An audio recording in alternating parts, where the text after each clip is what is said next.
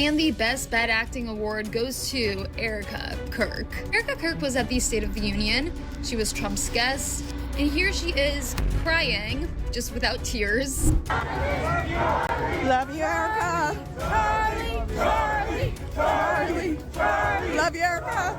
Charlie, Charlie.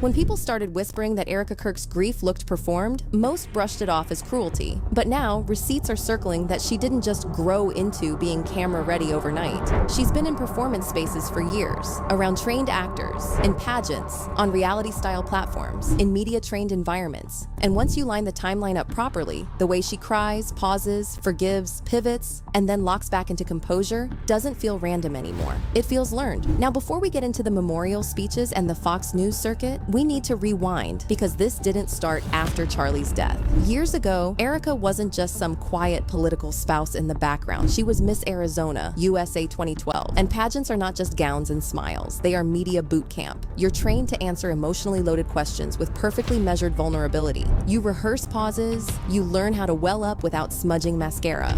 So the pageant world to me is something that it was an interesting season of life. It was nothing that I was ever groomed for. It was nothing that was ever on my radar. I wanted to play professional basketball. Tomboy. That was my thing. I remember getting something in the mail when I had come home from school one summer, and it was like, hey, you should compete it. But that's not all. An old 2014 photo resurfaced of Erika standing comfortably beside David Henry. Yes, that same former Disney Channel lead from Wizards of Waverly Place. And this wasn't a random fan snap. She posted it herself with a caption about shared purpose and calling, speaking like he was helping her with those acting skills. So now, fast forward. Charlie Kirk was killed at Utah Valley University. And obviously, the country is watching. There are cameras everywhere. And suddenly, Erika steps forward as CEO of Turning Point USA and immediately looks like she's been doing this for decades. But she doesn't even look that sad. Yeah, there you go. Oh, look at all the thumbs up. Look how cute that is. Sorry, this is a little bit more informal than probably Charlie would be reacting. How sweet. I didn't really can do that. I hate swimming. Sorry, you guys. There's no awkward learning curve, no visible stage fright. Podcaster Candace Owens, okay? At one time, a friend of Charlie's, at one time, an employee of Turning Point.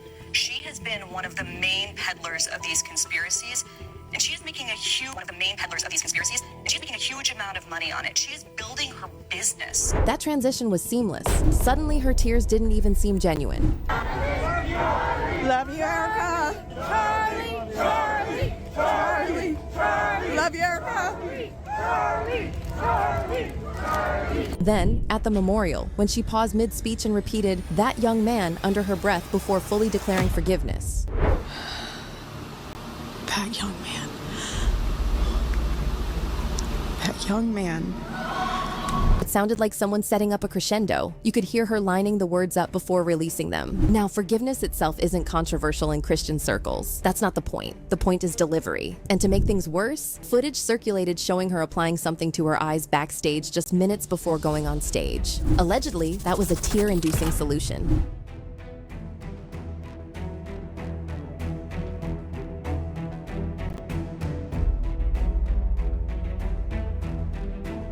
As expected, the tears that followed were immediate.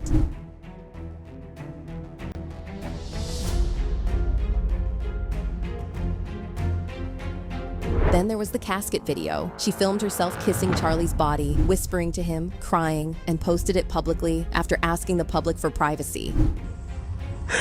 God bless you.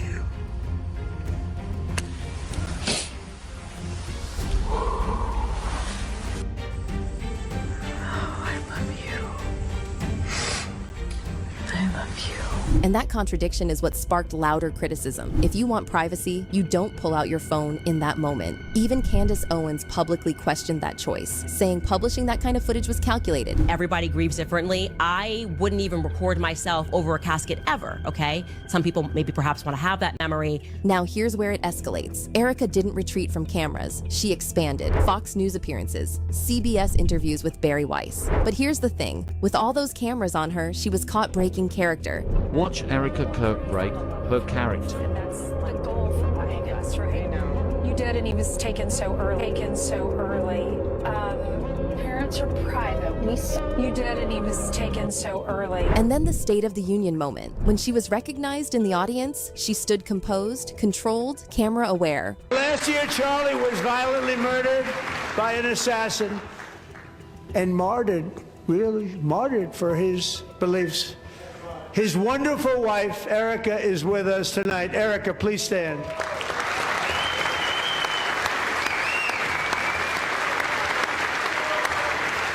Meanwhile, another grieving mother mentioned that night appeared visibly shattered. Ranged monster who had been arrested over a dozen times and was released through no cash bail, stood up and viciously slashed a knife through her neck and body.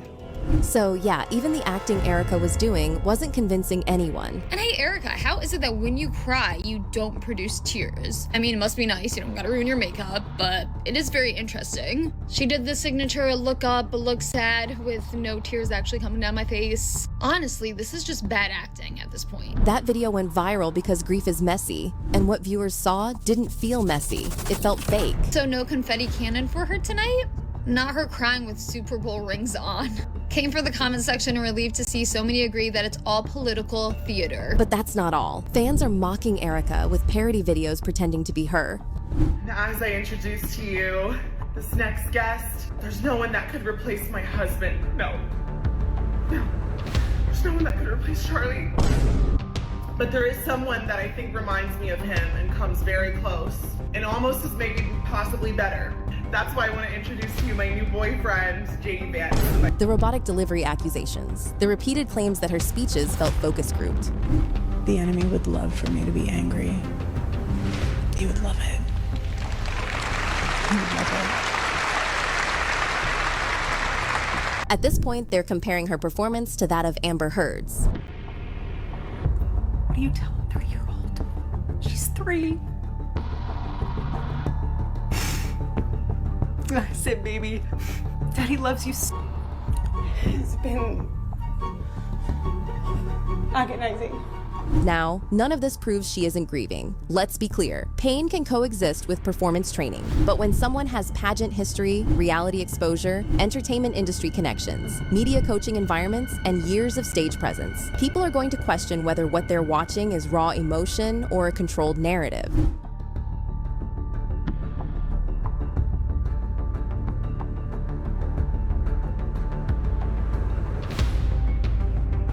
Some people claim this entire media rollout feels coordinated, a preemptive emotional shield before deeper questions gain traction. Others have stronger conspiracies. Erika Kirk is absolutely a psychopath, and I'm happy people are starting to pick up on that too. Look, I'm not a registered anything, but I can only tell you from the experience that I had when my best friend was actually a certified psychopath. Work with our friendship is because when you're a psychopath, you don't have really many things that stimulate you in general. You feel very detached in life. Now, whether that's true or not is a separate debate, but the perception right now is that Erika doesn't just look camera comfortable, she looks trained. She didn't wake up one day knowing how to hit emotional beats in front of millions. The pageant training, the actor-adjacent friendships, the reality-style exposure, the faith-based stage culture. That's years of conditioning, years of understanding how to hold a room, years of knowing when to let a tear fall and when to reset posture. And when you stack those facts chronologically instead of reacting emotionally, the pattern becomes harder to ignore. So now the real tension isn't, is she grieving? The tension is whether the public is watching grief or watching someone who knows exactly how to package it.